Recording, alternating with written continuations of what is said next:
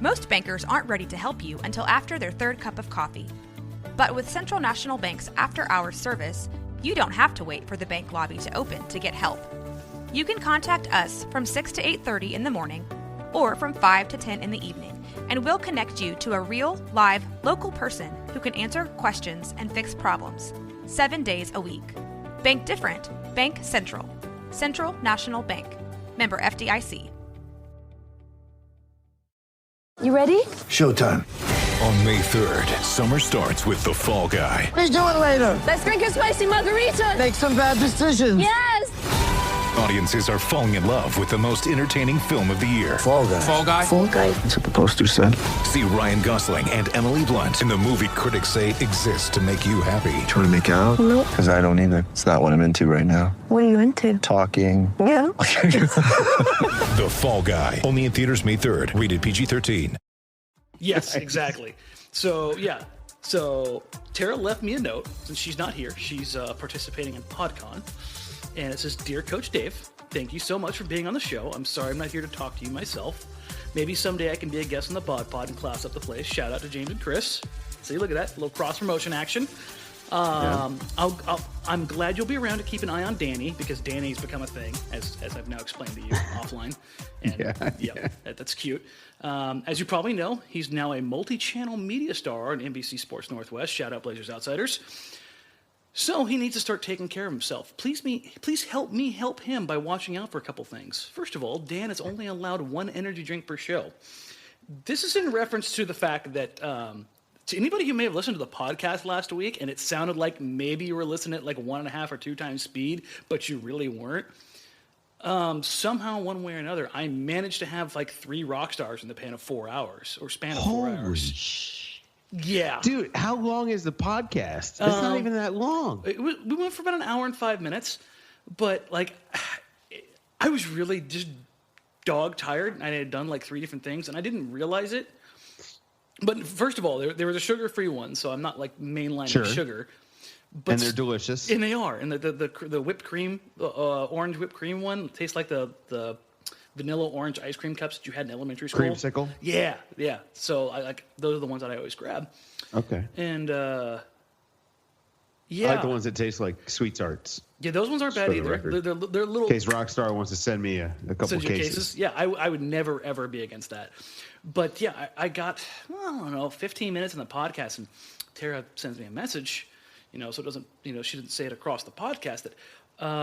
Yeah, Dan, you're talking a little fast, and I'm looking at my hand, and my hand, for those who can't see right now, is like shaking uncontrollably and violently. I'm like, oh, I've had copious amounts of caffeine. So that's where that comes from.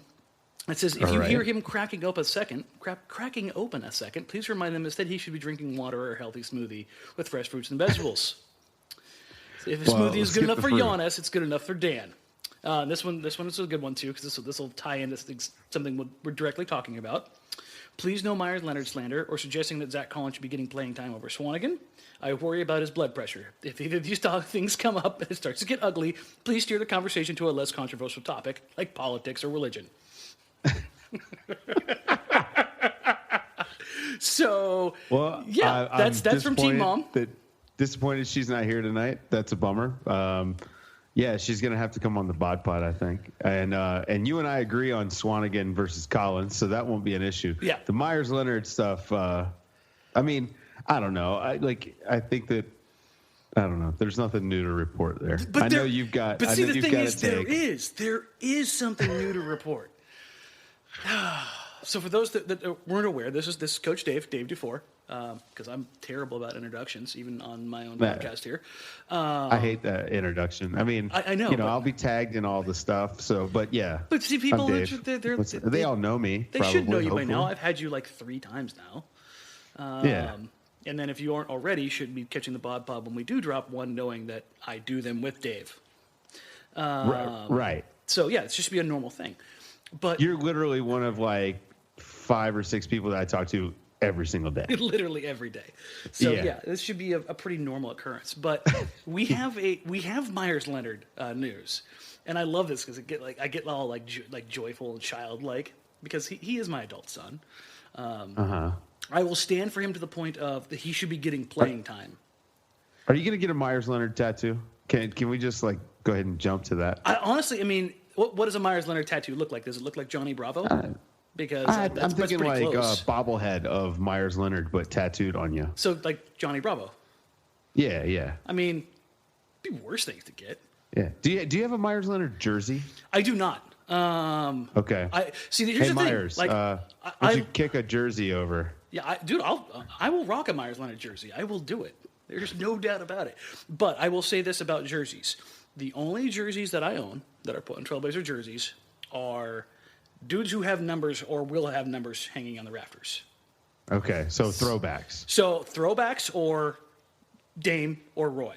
Okay. So yeah, I mean, I don't own any jerseys. That's the extension of my jersey ownership. Yeah. I don't own any jerseys. You're a no jersey guy? I think adults who wear jerseys are weird.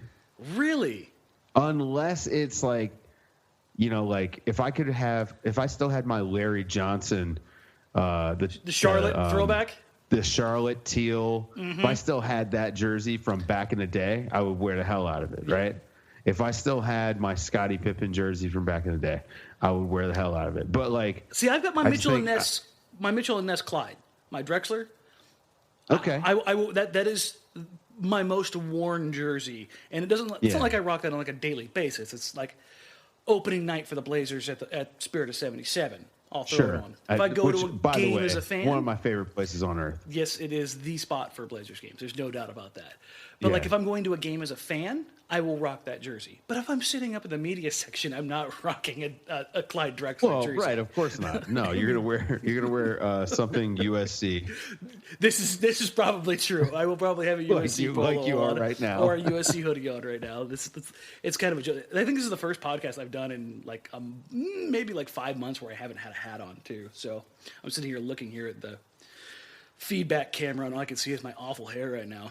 No, it's fine, man. But back to Meyers here, because there's one thing you and I agree on wholeheartedly with the Portland Trailblazers. They are consistently inconsistent. Yes. The biggest portion of that being, at least in my eyes, is the inability to count on shooting up and down the lineup. Is that fair? Absolutely. Yeah. You got two guys in the lineup that you can count on, and two guys in the rotation that you can count on.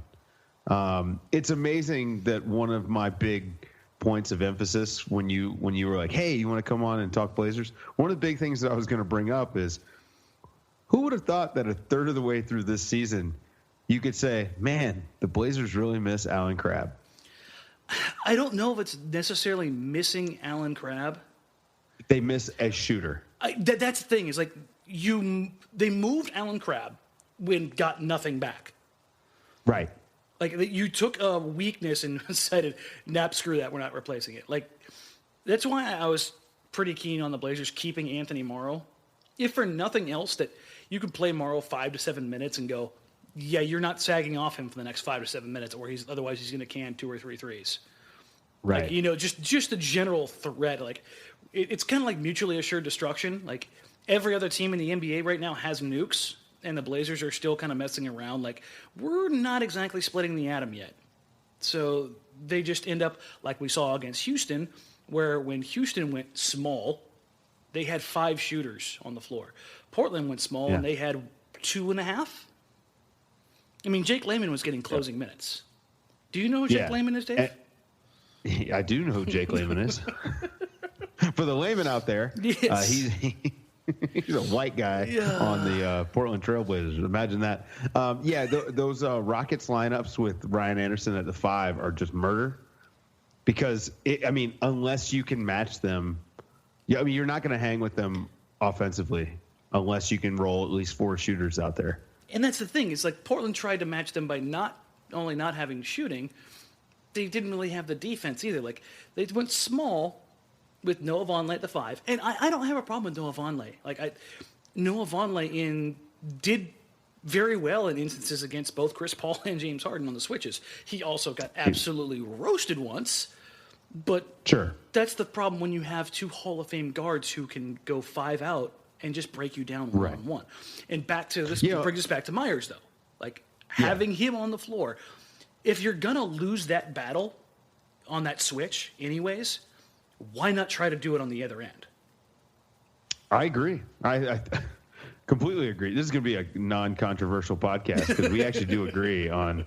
I mean, just throw some shooting out there. You could play him at the 4 next to Nurkic, and it doesn't really matter because almost everyone they're playing at the 4 is giving it up at the other end. Might as well at least have a shot at some threes.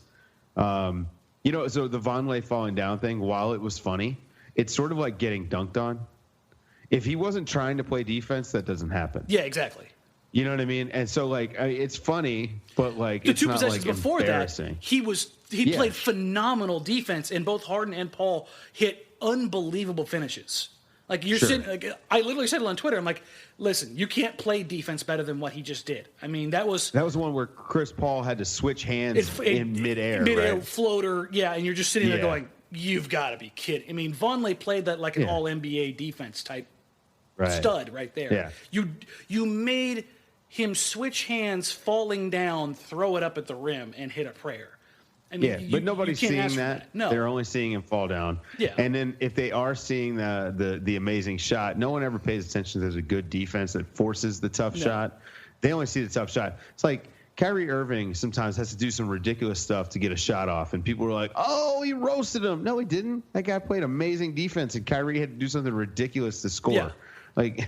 This is one of those things, and this is something we talk about on a regular basis.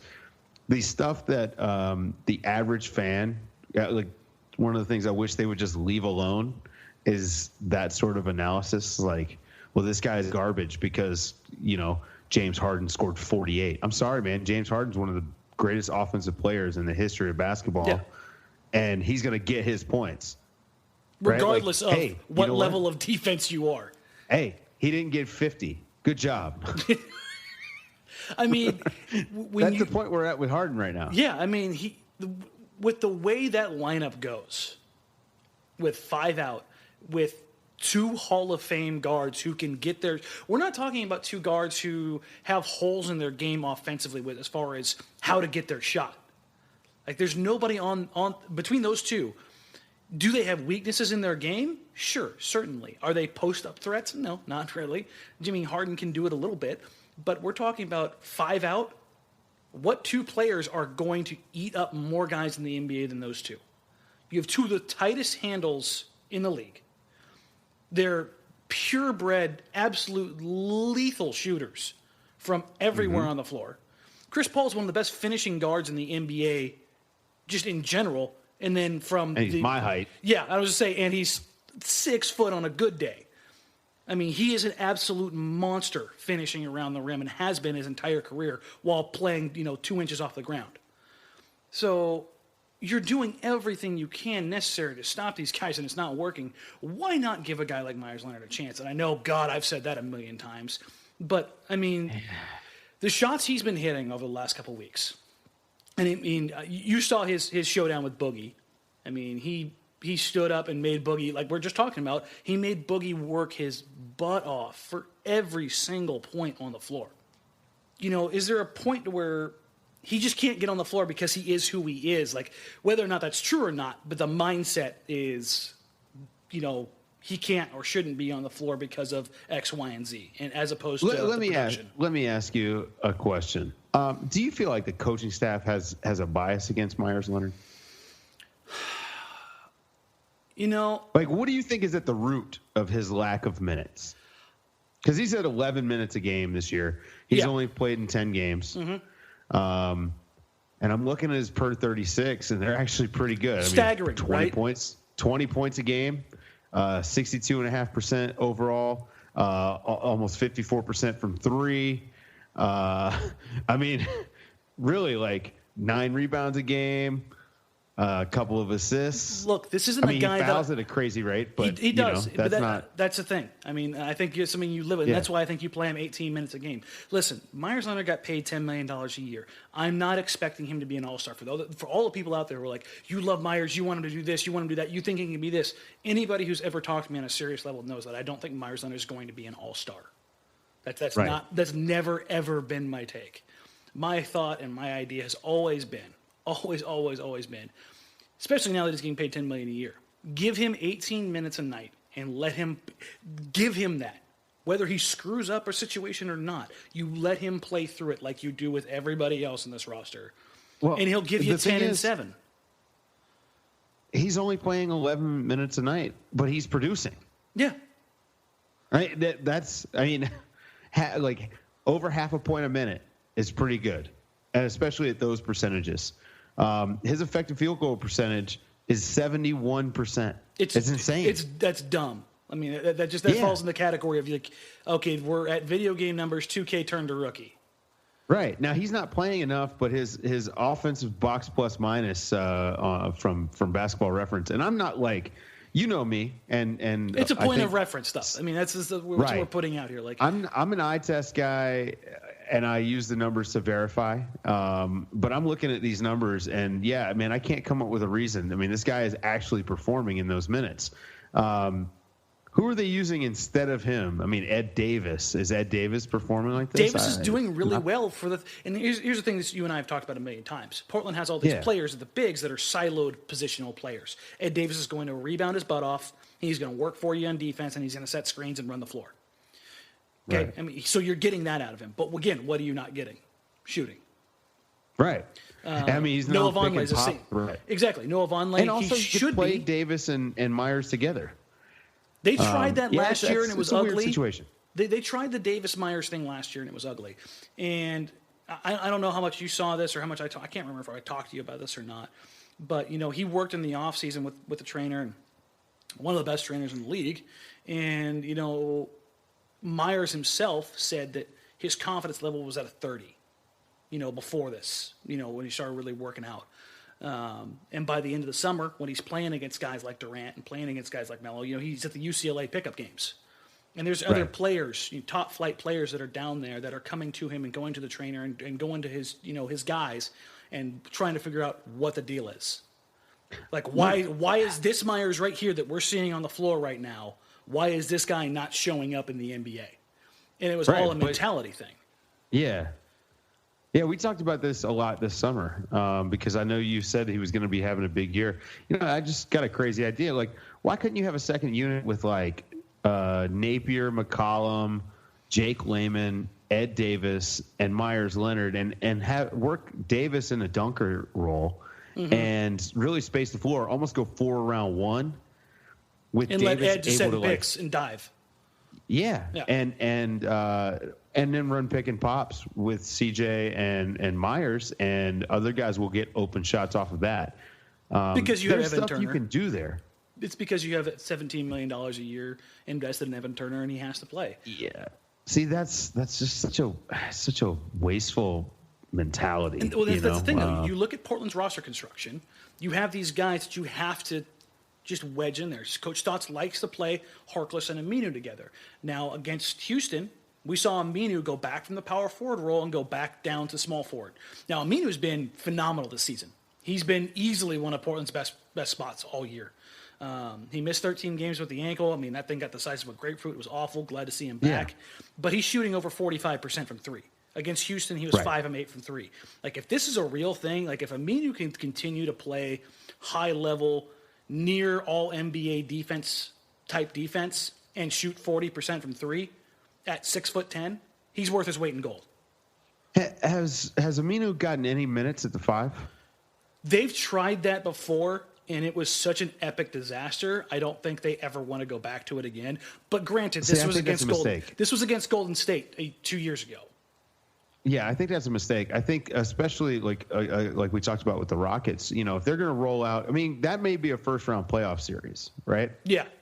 And if they roll out those Ryan Anderson at the 5 minutes, I think having Aminu at the 5, I mean, that's a nice way to neutralize it because Aminu can guard him and also put pressure on him on the other end.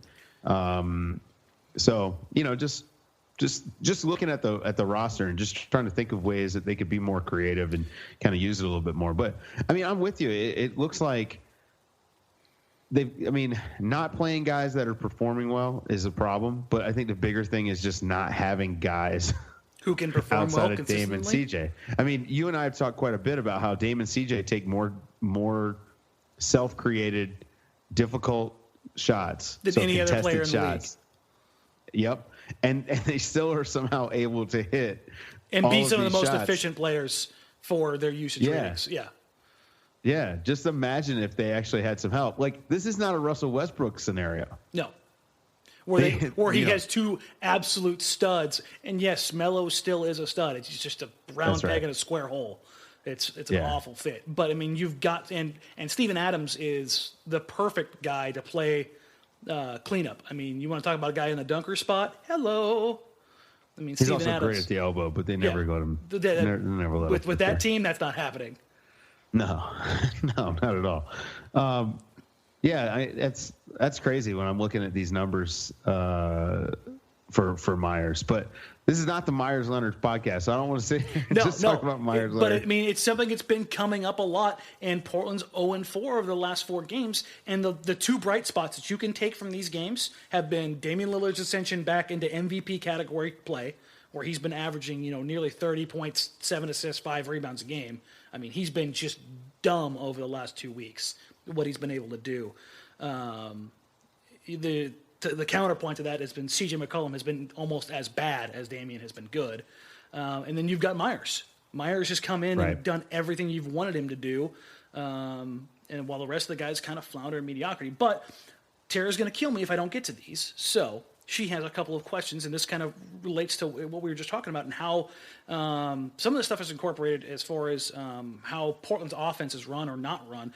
I was talking to a few guys from, strangely enough, Laker Film Room about breaking down the Blazers offense because we have the Lakers coming up on the schedule, but also Tim Kranis is another guy who does a ton of playbook breakdown, and this got me talking with Tara about it.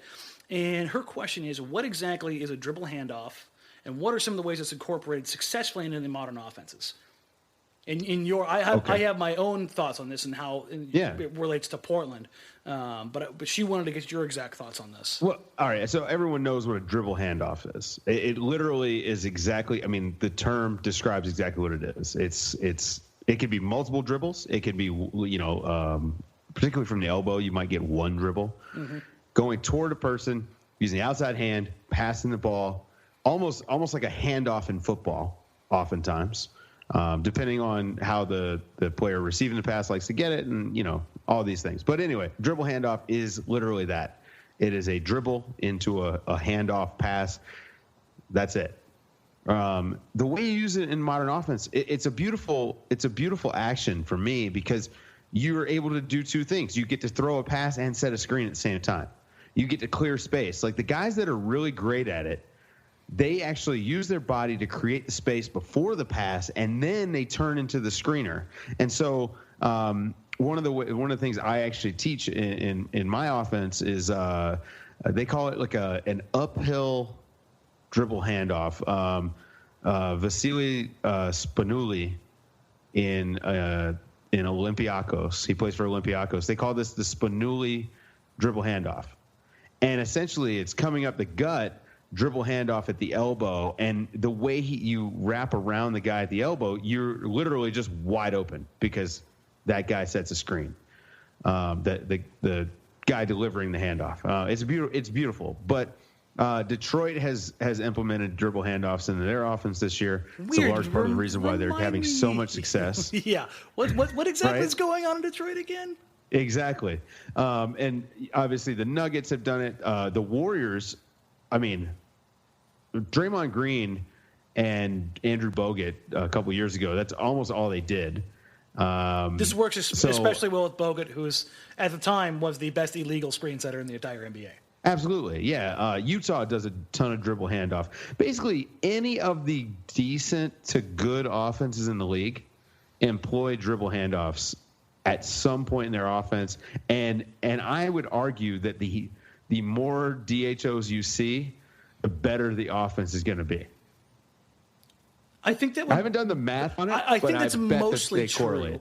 But I think a lot of that also depends on a talent as well, because I think Charlotte probably runs more DHOs than anybody, right? Do they? I haven't looked at the numbers this year, but I know over the past 2 years they ran DHOs like crazy. Yeah, you still need to have good personnel. Yeah, that's always a mitigating factor, like having. But yeah, I mean, I feel like I don't know. Was that a decent explanation? Yeah, I feel like I might have been a right little. there with you. Okay. No, I think she wanted to get in the weeds on that one a little bit because a lot of people talk about, and I beat this drum the other night too, how Portland, specifically Damian and CJ, are selfish. They're not selfish. It's just more valuable for them to take a shot that's worked out and benefited on their own efforts as opposed to relying on the efforts of others. For those that want to say the best shot in the NBA is the open shot, that's not entirely true. The way depends on who's shooting it. That's the thing. Okay, look at Portland's offense right now. Evan Turner is shooting 19% from three. Maurice Harkless is shooting 25% from three. Those are two guys that are getting 30 minutes a night. They're on the floor at the same time. Having two non-shooters. Evan Turner shooting 19%. Yes. Okay, wait. 19.5%. Oh my God. That's insane. Yeah. Okay, so you have two non-shooters on the floor in shooting positions. And then you throw Ed Davis on the floor at the same time. Now you understand the situation that Portland's in. There's nowhere to go. They played the Wizards the other day, and Eric Griffith, obviously at Blazers Edge, took a screenshot against the Wizards of Harkless and Aminu on the weak side corner. Harkless in the deep corner, Aminu above the break. Dame and CJ working their flow offense up top, right? All five Wizards on the left side of the paint to the right side of the court. Those 2/3 of the court. They have completely left Aminu and Harkless alone. The Blazers, at last check, were the worst corner three shooting team in the league. So toss in the fact that Portland has been bad on corner threes, and they're the worst field goal percentage in the league within 5 feet. The two most valuable shots in the league, at the rim and in the corners, and Portland's the worst. And you wonder what the problem is with their offenses. And this goes back to, again, why I want to see Meyers Leonard on the floor. Because at worst case scenario, you have a guy who, at bare minimum, defenses have to go, I probably shouldn't sag 15 feet off into the paint off him. Right. Just by the pure nature of the fact that they can't have 1 foot in the paint no matter which side the ball goes to. I mean, you can switch sides. You can switch sides of the floor all you want. Because like we're talking about with dribble handoffs. Typically with the dribble handoff, you're getting a dribble handoff and you're getting action on the weak side, and then the ball switches sides. That's where a lot of this comes from when you're talking about dribble handoffs above the three-point line. Below the three-point line, that obviously differs because it's more like a catch and shoot off a curl. Absolutely, yeah. But Portland is a team that's trying to work above the three-point line. That's where their pick and rolls come from. That's where the DHOs come from. And when that stuff is not happening on the backside, where a team can literally disregard two players, yeah, they get to zone up. Yeah, how can you? There's no possible way to overcome that with talent. Yeah. And I complain about OKC and the way they use Robertson and how essentially like he's such a negative on offense that I don't care how good he is on defense, he can't be on the court. Anytime you have one player you don't have to guard, it's a big problem. But with two, it's impossible. And in the playoffs, they're going to guard even less. Yeah. By the way, I got caught in the weeds on Evan Turner over here. I don't know if you were watching my face on Skype, it was. but that dude shoots the majority of his threes wide open. And he's shooting 13% on wide open. Him and Maurice Harkless, I ran the numbers on it last week, I think is what it was. They're two of the worst wide open shooters in the entire league. I don't know if that's just a basketball gods and luck, bad shooting, combination of both. They have a case of the yips.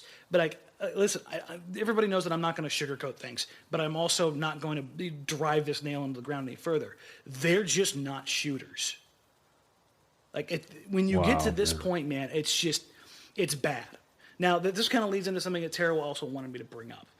Now, you already brought up the guy. I'm depressed. Yeah, see, there's a reason the Blazers are 0-4 in the last 4 games, and they've looked, with the exception of the Houston game, have looked really bad. Yeah. It's the same kind of conundrums that we've seen now lately with the Thunder. Like, you look at it and you're like, they should be doing things better here, here, and here, but it's not happening. Like, the way the Blazers are designed, the way they're, not necessarily, well, I guess since they're designed that way is because they're assembled a certain way. But where they're good, they're very good. where they're bad, they're very bad. There's very few things in the NBA where they're a middling rank. Like they're the worst fast break team in the league by laughable margins. Like if you look at how many fast break points they get a game, it's depressing. I think that's the word that we're going to use through a lot of this podcast. Like when the difference between them and the top of the NBA, it's physically painful when you sit there and go, they get how many? I knew they didn't run, but how do you physically not get fast break? Like they're averaging 4.5 fast break points, Dave. 4.5. Good God. How many fast break opportunities a game are they getting? Well, they're dead last in steals. How often are they getting out in transition? I feel like, it feels like they get out, but they get out to half court, and Dame and CJ, and this is the big thing that I always get around to, Dame, CJ not working together, blah, blah, blah, blah, blah. But it's the fact that they're both 6'3", 6'1", and how many guys that are 6'3" and 6'1" in the league are phenomenal transition players? Not a Steph ton. Curry. Okay, but and Russell Westbrook. Come on, Russ is 6'4". Sure. Okay. And probably the most athletic point guard in the history of the NBA. Yes. So we're talking about the most athletic point guard in NBA history and the best shooter in NBA history. Both those guys are good in transition. But typically, your 6'3" and under guards, no matter how good they are, with the exception of these guys, aren't getting a ton of fast break opportunities. So you look at Portland's roster and you go, well, the two guys that they rely on the most for offense, if you're looking at their offensive weakness, this is probably it. That's something you think you can overcome with a guy like Maurice Harkless, who you would think could get out and run, Al-Farouq Aminu, who can get out and run, Pat Connaughton, who's actually played really well this season, incredibly athletic, and I think is Portland's best cutter right now, by far. But when these guys don't get rewarded with the ball, or they don't feel like they're being worked into the offense enough, or touching the ball enough, or they feel comfortable in their own shoes, their own skin, then they're not running the floor as hard, and now you're stuck at 4.5 points a game, which is, 18 less than the Warriors are getting a night. 18 points a game that you're giving up going in the building. In that That's category. Insane. But the Portland Trailblazers, they're a good free throw team, both percentage and free throw attempts a game. They're great there. Their ability to shoot threes is good. They're actually not shooting enough. That's the thing. Their percentage-wise is good. Percentage-wise, they're sixth in the league. They're sixth in the league. Yeah, 38%. And then they're bottom. They're 25th in number of attempts. They're down with San Antonio. Mm-hmm. Who's leading three-point shooters are what? Danny Green and LaMarcus Aldridge right now? Yeah. So Damian Lillard, CJ McCollum, Danny Green, LaMarcus Aldridge. Yeah. There's something. Yeah, I'd like to see them. Houston's shooting 43 threes a game, but among normal teams, Brooklyn's shooting an extra 10 threes a game. And, that's high leverage. And they shoot 37%. So that's what, they shot 10 extra threes a game. That's 9.5 points a game. And let's say the percentage falls down, because typically that's the relationship. The percentage falls down to 35, 36%. Let's say they're just at Boston's level, where they're 36.9 shooting 33s a game. Yeah. That's a lot of points. That's a big difference. Over the course of the season. If you replace some of those twos with threes, and especially since they're so terrible at finishing at the basket. It's comically bad. God, man, this team is so weird, man. Right? I think I told you, they are a team without an identity. They are extremely confusing. Mm-hmm. You asked me, hey, have you? How do you feel about them? I was like, I don't have a feeling about them. Mm-hmm. It's impossible to nail down anything about this team. They are criminally average. Criminally average. That's really what it comes down to. You could call them that just by looking at their stats. without Right. knowing the But they're names not- involved, because they're high, just incredibly high in one, incredibly low in the other. What does that mean? And this is my point. I think they would actually be a better team if they were just average at everything. But those Which is what they peaks were and the past valleys couple of years. probably make them worse. Yeah. Those peaks and valleys probably make them worse because they're more volatile. Yeah. And, you know, they don't exactly play high leverage basketball. You know, they don't shoot enough threes. They don't score in transition. So it's not this like Houston Rockets, Golden State Warriors style of basketball where, you know, you can withstand these wild swings in your own performance because you're doing these things that actually give you a chance, like a puncher's chance to come back. You know, like the Warriors, if they're down 20, the game is not over. No, you can't rest on your laurels at all. Right. And the Rockets are getting that way. I mean, Damian Lillard hit 9 9 threes last night. The Blazers held the Rockets to 25 three-point attempts. 25. 15 below their average, or 20 below their average. They're shooting, what, 44 a game? Yeah. 43 a game. So 18, 19 less attempts. But they Still not enough, got beat by 30 at the free throw line. Yeah. 30 more attempts. Now, I've got my own thoughts about that. That I shouldn't be do. that shouldn't be a thing. I'm sorry. Damian Lillard getting to the free throw line X amount of times. Chris Paul getting to the free throw line 10 times. I have things to say about that. Chris Paul's a guy who gets to the line 3 or 4 times a night. I have a reeling suspicion that the Houston chutzpah has upped his free throw attempts a little bit. You're saying he just learned how to flop? Yeah, I'm thinking Maybe they taught him how to actually flop well because he's been like a terribly he's been one of the worst floppers in the terribly league. egregious. Yeah. No, I'm more about the general idea. It's an organizational thing. And this isn't me just on my chair. Portland, for the past 10, 12 years, has, through all their coaches and then the organizational changes, never been a team that campaigns for calls on the floor.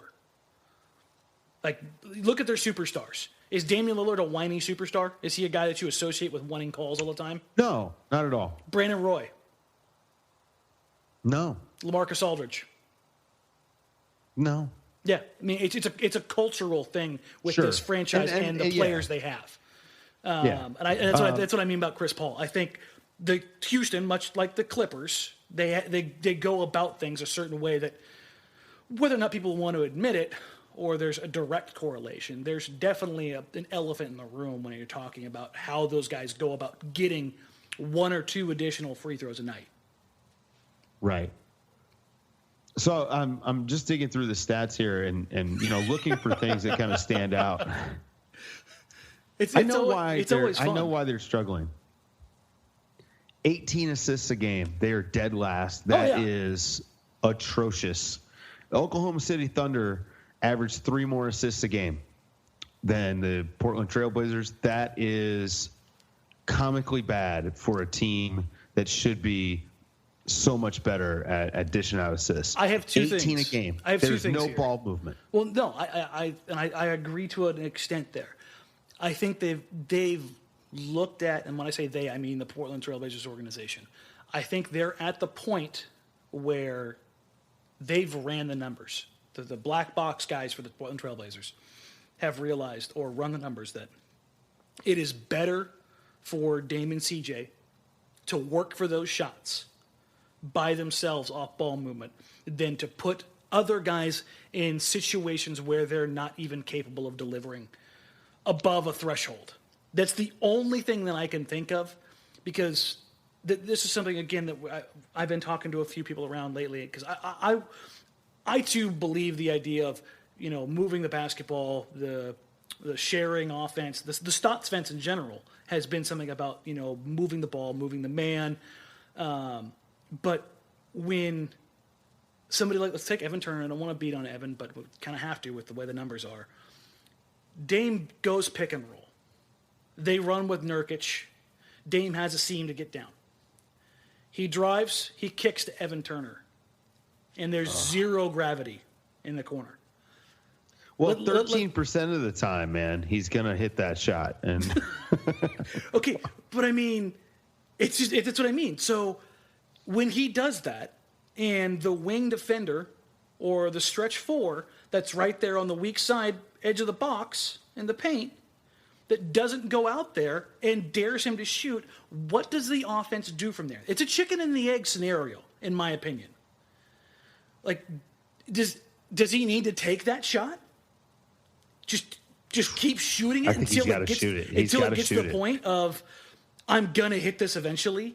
And that's what I mean. Have the Portland black box guys gone, okay, even if he ratchets it up to 40%, the way that defenses are treating this scenario and playing a box and one around Damian and CJ, that it just doesn't make sense to even move the ball to him. It's better to have Damian shoot a contested floater in the lane than it is to have Evan Turner or Maurice Harkless take a shot wide open. Jeez. That's so depressing to even think about. Like, that's the only way I could wrap my head around this making sense. I don't know if this is true by any means. But when I watch this team and I watch the reactions that defenses have, the scouting reports that are clearly out there that are saying, do not go to Harkless, do not go to Turner, do not go to Vonleh, do not go to Davis, let Nurkic take the mid-range jumpers, play Damian CJ 2-on-1 every single possession. And Meyers Leonard is going to be on the bench, so you don't have to guard him. And Pat Connaughton's playing a few minutes a night, but he's doing well on catch and shoots, wide opens, cuts. Like, the only bright spots on this team that I can see outside of Damian CJ on the regular are Shabazz Napier, Pat Connaughton, Meyers Leonard, and Ed Davis in the instances where Ed Davis excels. Rebounding the ball, playing defense.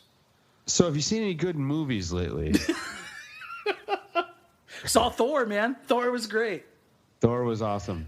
Awesome. So throwback, man. I love the Jack Kirby stuff. I want this to be positive. But when you're 0-4 on a homestand, Dave, losing to the Pelicans without Anthony Davis,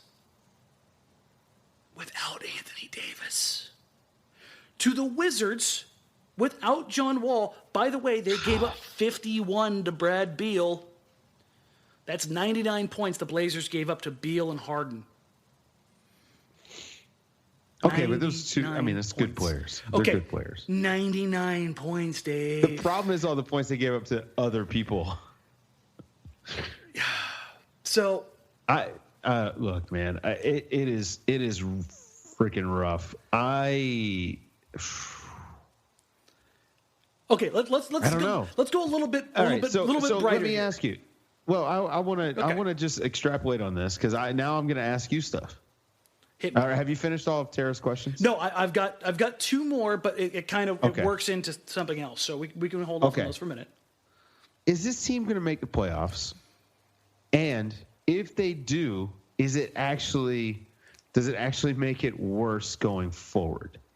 Right? Like, well, this sounds vaguely familiar.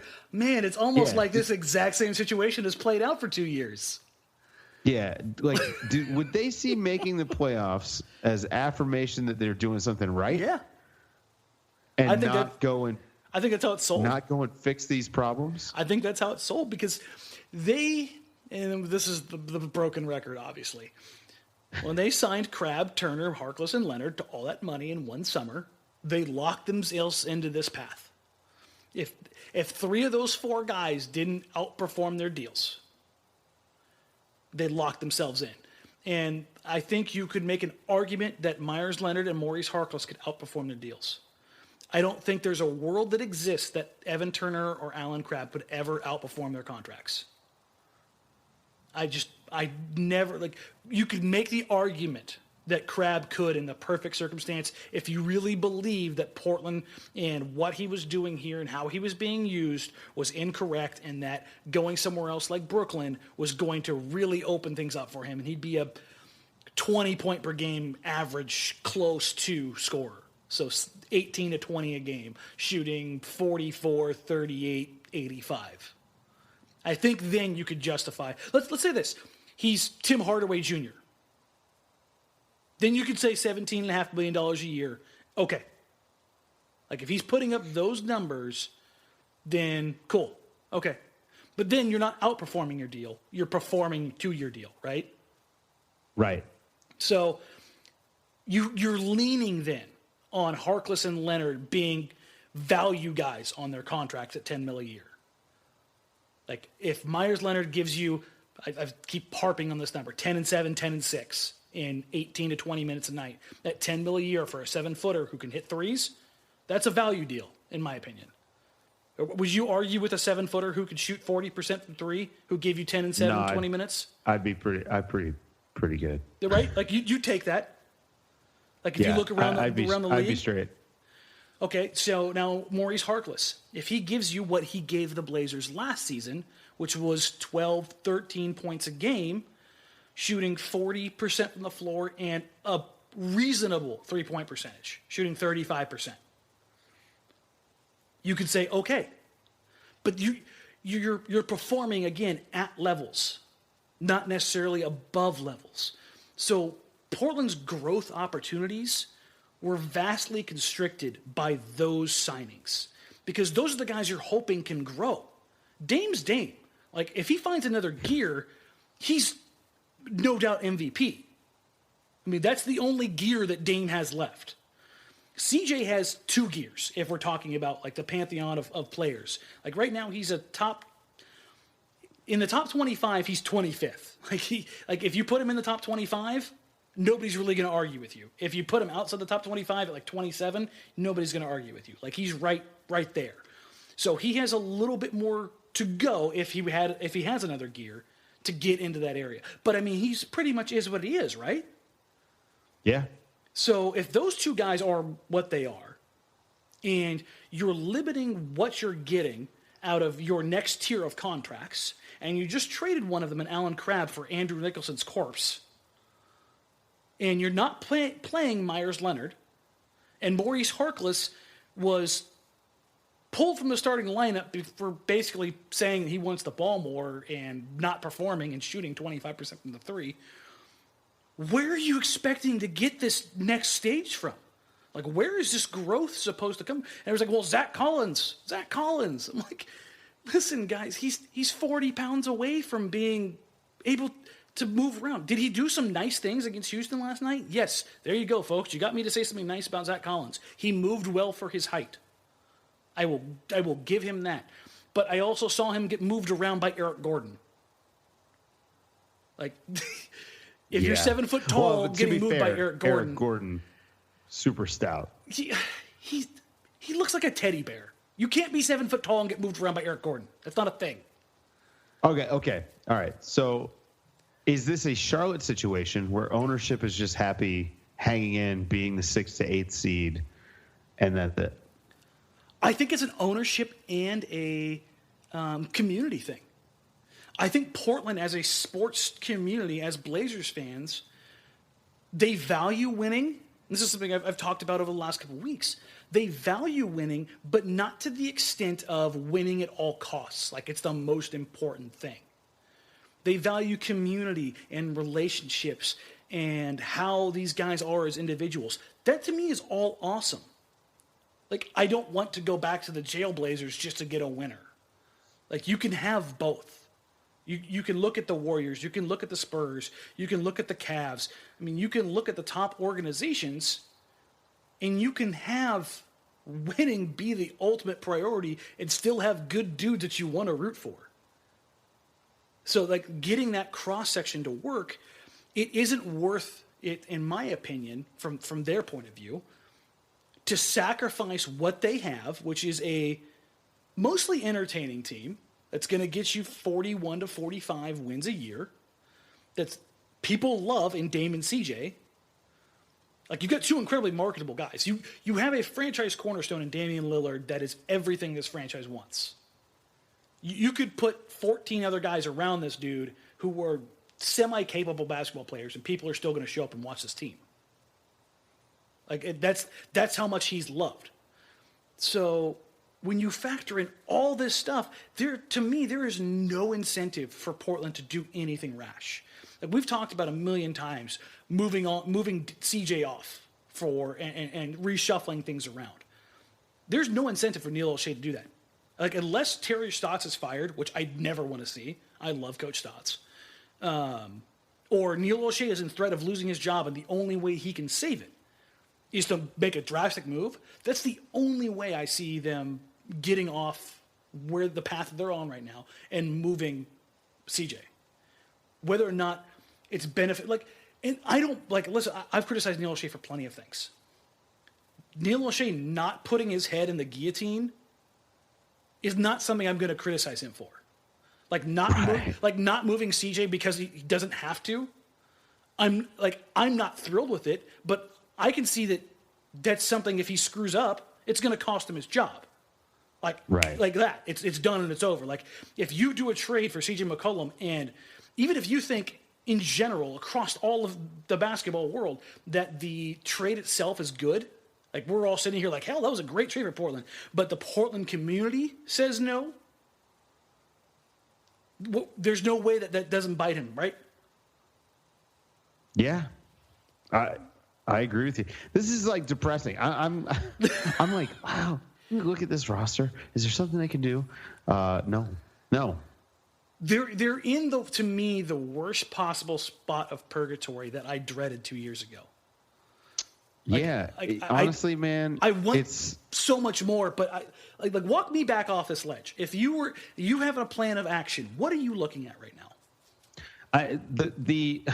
Well, there is no plan of action, but like the best thing that could happen, and please don't take this the wrong way, but like, it's almost like this team needs like a tank that doesn't happen on purpose. Like let's say Dame and CJ came down with mono and it had them sit out for a year. Mm-hmm.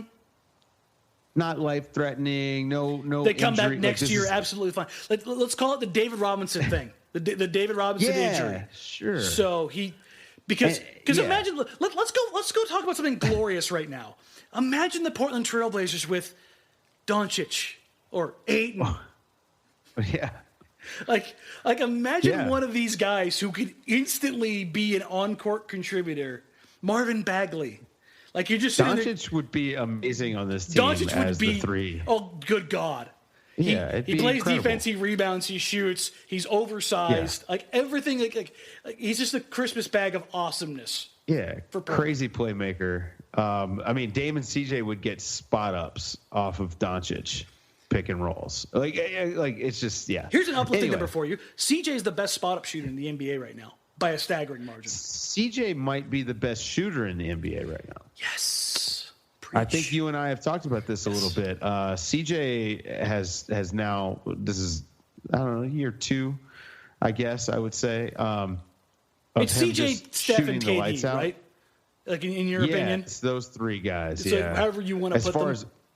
As far as being able to shoot off the dribble, and like, they have varied shot types. Like, Klay Thompson is a knockdown spot up shooter, but he's not like taking 30-footers off the dribble, right?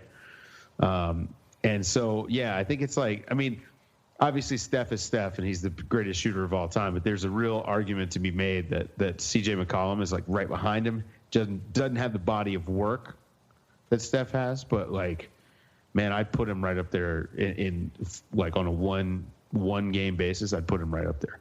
But yeah, so anyway, this team kind of needs like some high level talent infused in it, and it's not going to happen in free agency.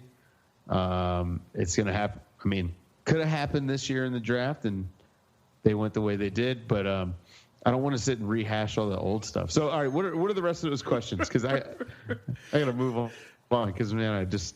It sucked the life out of me a little bit, man. We will not talk about Donovan Mitchell right now. Okay, so a few weeks ago, this is from Tara. A few weeks ago when the Blazers were playing well, there's a lot of talk about the 3-guard lineup. The 3-guard being Napier, McCollum, Lillard. Now that talk has dropped off, probably because we're more concerned about 1-guard shooting slump and Nurk's sprained ankle. Anyway, can you talk about what the 3-guard lineup is? Is it something that Portland has really been employing, or is it an experiment that has come and gone like it did a few years ago in Phoenix, a la Dragic, IT? So I don't think. Let me put this together, at least from my point of view. Sure. And you tear this thing apart. Napier, CJ, and Damian have been arguably the Portland Trailblazers' best performing group of 3 players. And my premise or my thought on this, and I want to see if you agree with this, is that the reason that is because there are 3 players that aren't siloed. They can all dribble, they can all pass, they can all shoot. Yeah. It's not the fact that they're all guards, it's just that they have those 3 skill sets. And that Portland has so many players that can't dribble or can't pass or can't shoot that it makes them easier to put into boxes, whereas those 3 guys, because they can do all of those things, they're interchangeable in a sense and force defenses to be on their heels at all times. Yeah, that sounds about right. Most 3-guard lineups or things of that nature, that's how it works. But the problem with those 3 guards is that they are really small, real small. And so defensively, you're going to give up probably the same advantage that you're going to have on the offensive end. And while I'm with you, I totally agree. It's great to have 3 guys that can dribble, run in a straight line without falling down, and take jump shots without, killing the old lady sitting in the front row. They're like, defense is a real thing, and you need to have it. And those guys are just too small. I'm looking for the lineup data. And NBA.com stats are not exactly what they used to be. Yeah, it's tricky. I'm gonna have to go to NBA Wowie, but shout out to NBA Wowie. It's I don't know, man. I always liked the idea of it. Like, went and saw the Spurs, and they started Bryn Forbes, Brandon Paul, and DeJounte Murray. Come on, I'm all in on that. I love that. But 2 of those guys are 6'5" and have 7-foot wingspans or whatever they have. So that stuff matters. There's not a lot of length in that line with those 3 on the court, and I just think that that's such a hindrance. So if you look at the lineups that are out there, for those guys, you look at that 3-man lineup, they're shooting 48% from the floor, 38% from 3. They have a plus-minus of 2.3. Again, these are averages. They're a positive in every single box score category. And that's Damian Lillard, CJ McCollum, Shabazz Napier. That's not Russell Westbrook, Paul George, Carmelo Anthony. We're not talking about guys that are positional mismatches up and down the floor. You're talking about essentially 3-point guards. It's not even 3 guards. It's 3-point guards. To be in this position, it just, to me at least, it shows the lack of positional flexibility up and down Portland's roster, particularly in the wings. Well, I think that this is where the Evan Turner thing comes into play. I think they thought Evan Turner was going to be the 3rd guy in a 3-guard lineup. I really do. I honestly believe that that's what they thought when they signed him. And it just hasn't worked out. So I'm looking at NBA Wowie, and those 3 have only played 81 minutes together. Mm-hmm. And it looks like, defensively, it's not good. And the offense has been okay. I don't know, man. I really think the Evan Turner signing, if it had worked out the way they expected, they would be doing what you and I are talking about right now. Because Evan Turner is a decent ball handler. He's a decent playmaker. He can run a pick and roll. The problem is that his lack of shooting kills any of that. They go under every screen. They can sag back into the paint and force them into these mid-range dribble pull-ups, and who cares? Let him shoot them. I'd rather him shoot open dribble pull-ups than have Dame and CJ get the ball in their hands, just like you've been saying. So, while I'm down with having the 3-guard lineups, I think you have to pick your spots. It would have been a nice time to try it the other night against the Rockets. Yeah, I mean, again, this kind of goes over to the idea of preferring the offense over trying to stop the Rockets. Because I don't think the Blazers at any point in time, whether they had Nurkic or not in that game, I don't think you're trying to. I mean, obviously you're trying to play defense, but you're not trying to keep the game under 100 against that team. You're as good as Portland has been statistically on the defensive side of the ball. You're not a team that is equipped to shut down that Rockets team. Like, you don't have enough stoppers that are two-way players that you can keep on the floor for long periods of time to make that an equitable battle, right? Right. So, could you have gone small? Yeah, you could have thrown that in there. I mean, how weird would it have been if they had gone those three, Aminu and Leonard? You have, at that point in time, 4 or 5 shooters on the court. The 3 that's in there is going to be McCollum, or theoretically, at least in my mind, it would probably be Dame, because Dame's the more physical of the two. He's actually a guy who's solid on post defense. Who's going to post you up outside on that team outside of Ryan Anderson when they go to that lineup? Ariza's not going to. Maybe Harden. But I mean, if you've got Harden on Dame in the post, like, are you worried about that? Like, or would you rather have Harden in a post up, or would you rather have Harden going downhill? Yeah, I would much rather have Harden in a post up. Yeah. So again, I'm not a guy who makes a habit of questioning Coach thoughts. I think his mind was, or at least the thought process was, okay, let's try and go small and limit what the Rockets can do here. I'm saying Warriors because the Blazers are going to be playing the Warriors tomorrow, and yeah, you understand where the depression's coming from right now. Oh yeah, they're going to be playing the Warriors without Steph Curry, which means they're going to incur the wrath of KD. Everyone. Yeah. So, it's a really strange position to be in right now. It is. Like, the old standby that I go to, and you and I have talked about this a billion times. I will be this franchise's biggest cheerleader when they're a 60-win team, like, the perennial favorites. When they're in these periods where it's just there's not a ton of hope. Like, I'm trying to find ways to sell hope. So with that, let's go to Tara's last question, because this is a real hope seller. Why does it always seem like opposing teams have one guy who goes off against the Trailblazers? Is that some kind of a cognitive bias that just makes it feel like role players always have career nights of the Blazers, or is it a product of how the Blazers play?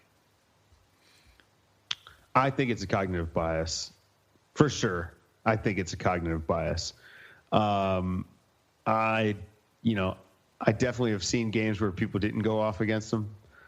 But it does seem like a lot of people have beef with folks in Portland. So, like, I'll say that the performances are not, like, that's just, I think, just especially recently. Keep in mind, I just watched 48 and 51, and Boogie's 42. Right. But Meyers Leonard seems to have beef with, like, half the NBA. And maybe that's why they're not playing. We found it. We found why Meyers Leonard doesn't play. I mean, Trevor Ariza, Boogie Cousins, who else? I mean, I think that's a thing. That's awesome. It took us this long to figure it out, Dave, but we finally figured out why Meyers Leonard. And we brought it all back. Terry Stotts is sitting there going, I'm not about to incur the wrath of the rest of the league. Myers is getting paid. He'll be all right with it. Just we'll figure it out from here. I mean, that's all it comes down to, right? At this point in time, because like everything else that we've talked about tonight, you just kind of throw your hands up. Like, I'm sure you're looking at the stats right now, like guys who have gone off against Portland in the last couple weeks, right? Yeah, it's a lot. It's a lot, but that's a product of just the defense not being good. Well, that's the thing. The last couple weeks. Okay, I was saying, because overall, if you look at, again, we're looking at D rating because it's so much fun. Right. Again, there was a period of time for 13 games where they were missing their best defender in Aminu, but the counter to that is they were playing up until the other night the easiest schedule in the league. They had more home games than anyone to start the season. What is it with Portland and having like atrocious starts to the season? Well, they have these weird schedules. So remember a couple years ago when they had that, did they win 55 games or whatever? Yeah, well, LaMarcus was last year. Yeah. And they had the easiest schedule in the league from like January 1st on. It was brutal to start the season. I mean, it was just an absolute buzzsaw to start the season. And they got through that, and then it's because of travel. It's because we're way out here in the middle of nowhere. It's not like Chicago or Cleveland where they're an hour flight from 20 cities. So when they work these things out, there's going to be, like the Blazers have coming up, a 5-game road trip that's going to encompass like 6,000 miles. Like it's like, okay, that's brutal. Yeah, that's not great, Bob. No, that's not good. Well, and so here's what's bad. That you've had the easiest schedule in the league, and they're 13-12.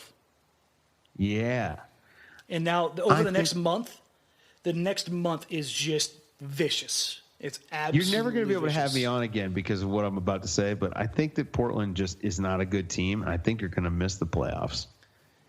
What do you think? You think the Clippers or Memphis gets it together? Because right now, I don't think there's a way that they can fall out. Well, OKC, as of right now in the standings, OKC is out. So I think OKC will make the playoffs. From the way things are going right now, because when I looked at this preseason, I figured the dog fight would be from 5 to 10. Yeah, absolutely. You and I actually talked about that. I thought that's kind of how it was going to work out. I don't see the Grizzlies pulling it off. We're missing that one team because the Grizzlies and the Clippers have both gone completely sideways. Right. I think it's now 5 to 9 is going to be the dogfight, and one team's going to be on the outside looking in. And if I gun to my head right now, I would say it's the Blazers. It's going to be Portland, Denver, or OKC. No, I'm saying it's going to be Portland, New Orleans, or OKC. Okay, so you're throwing New Orleans in there. You're on with the Jazz. Yeah, I think so, man. I think what they have is sustainable. Yeah, I do too. I mean, people call me crazy for picking the Jazz to make the playoffs to start the season. So, I'm with you there. And that was before 5 through 9 is going to be insane. It's a dogfight, right? Like there's just you're they're all within a game and a half of each other. And ultimately, the big thing to me is that it's going to come down to health. Like somebody's going to catch an injury somewhere. I mean, we've seen it with the Nuggets. Right. With Millsap basically out for the season. So I guess that's the one thing is like the Nuggets could drop off while Jokic and Millsap is out, but they're scrambling and Jokic is probably back, into this month. 2 weeks, yeah. Maybe I think he's going to miss 5 or 6 games. So it's not really that big of a deal because they're they'll go on a run at some point this year. Mm-hmm. Jokic will get hot. Their problems have been health. Yeah. Jokic will get hot and do something crazy like he did, like he's done really for the last 2 years. Yeah. I mean, Nurkic is going to miss. OKC is weird though. Nurkic is going to miss the game against the Warriors. Oh. Mm-hmm. Well, you know what? If you're going to miss a game, though, you might as well miss the one that's going to be a blowout. But the thing is that, and I know this is. Oh, I'm there with you. But this is where I know that it becomes like basketball heresy. I don't think you beat Golden State by trying to play 5 out. No, you beat them by go that Memphis route. You physically beating the hell out of them. And Nurkic is just a big giant hammer that. Okay, you want to play Kevin Durant for the 5? Okay, we're going to go ahead and throw 300 pounds at him every single possession. Even if we don't score, he's not going to want to play. Yeah. And as soon as you put Zaza out there for 25 minutes, 30 minutes a night, then their offense becomes it's still fantastic, but it's not, ethereal. Right. Is that the Memphis San Antonio sort of playbook for playing the Warriors? I think that's the way to go. Hard defense. Thing is, I don't know if Portland has the personnel for it. I think that they have the potential for it. Yeah, they have the potential for it with him. Maybe Meyers has somebody that really hates him on the Warriors, and this could be fun. I feel like Draymond probably doesn't like Meyers Leonard, right? You know what? Now that I think about it, I think they have gotten into it before. So there's a thing with Meyers Leonard then. There's the thing. Myers He Watch gets is going under to be guys' a skin. real. He's going to be, and honestly, I love that. Like, I like having a guy on the team who just drives up. Just his general presence on the court just makes guys just get irritated as hell. Yeah, I was going to say. Like, He's an irritant. there's something to be said for having, like, joking aside, that's a good thing to have like on your team, Chris right? Dudley with a 3-point shot. Right? Like, it just, Yeah. the Bill Lambiers of the world, like, Lambert did it with physicality, but you knew, like, just when you saw him come on the court, you just side-eyed him the entire time, like, God, I hate him. You know what I mean? Like, I feel like it's the same case now with Myers. So we've really sorted out. This is now the Meyers Leonard podcast because we basically we just figured this out. Just tied this it whole back. thing with Myers. So Yeah. that'll be fun. Like, look, listen, I want, people have been telling me, Dan, I want you to be more positive about things. Find the positive. The positive that has been there for the last 2 weeks has been Damian Lillard and Meyers Leonard. So I'm hammering the positive right now. Like, It's true. Listen, man, you know, I'm a convert. I think Myers needs more minutes, man. He needs to be in that 18 to 20 minute range and at least throw it at the wall and see if it works, you know? What you're doing now is not working, obviously. You realize that's going to be the banner that I throw on this now. I'm a Meyers Leonard convert. Good grief. Well, just make sure, listen, man, just make sure you tag Meyers Leonard in the tweet. That's all I care about. I will absolutely do that myself. That will definitely be a thing. All right, so we've gone on and on again, and we're talking in circles right now. We've hit all of Team Mom Tara Bone Biggs's comments or questions, so we're good there. We got you covered, Tara. Hey, and we missed you this week. Next time, tell her not to duck me. I will. She right now she's treating you like the Aaron Fox. That's right. That's right. She's scared to go head to head, toe to toe. I'm taking it personally. I'm going to treat her like Meyers Leonard next time I see her. Just be careful, man. Trevor Reeves is trying to take legs. All right, so for Dave DuFour, I'm Dan Meringue. Just a reminder, you can catch us pretty much everywhere you need for your podcast needs. For on Megaphone FM, we are on Almighty Baller Podcast Network, on iTunes. Please go to the Blazers Edge podcast on iTunes. Like, subscribe, leave a comment. That actually does help us. I know Dave can attest to that. Dave, go ahead and plug your stuff here. I get really annoyed. No, I'm going to take my minute to instead of pushing my stuff to get annoyed with your listeners.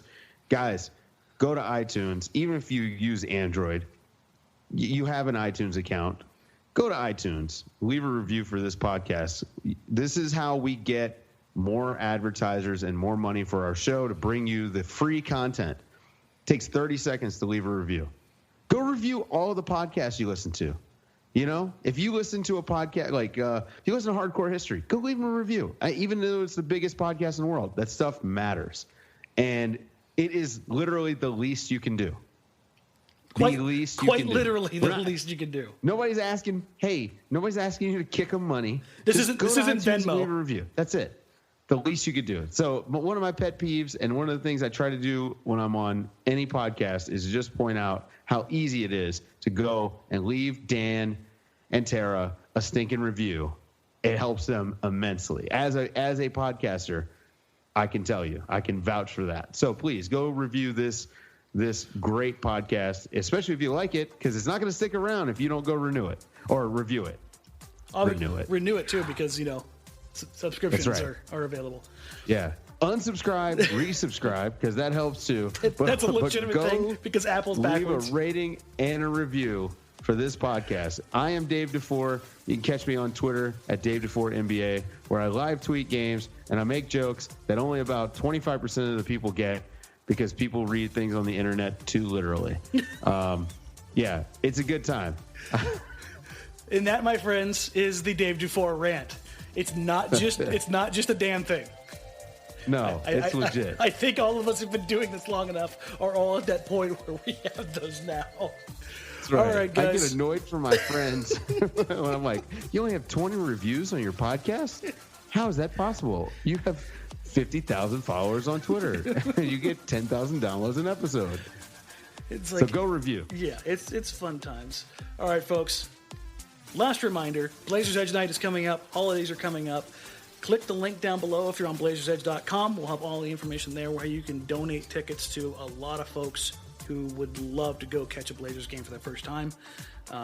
You can also go and hook up with our partner and get yourself some Blazers Edge socks, which I have a pair of literally on right now. They're my lucky socks. And you can throw those on and help, again, support by donating tickets through purchasing yourself some cool socks. For Dave DuFour, I'm Dan Morang. Thanks for joining us on the Blazers Edge podcast. We'll catch you next week. See you guys.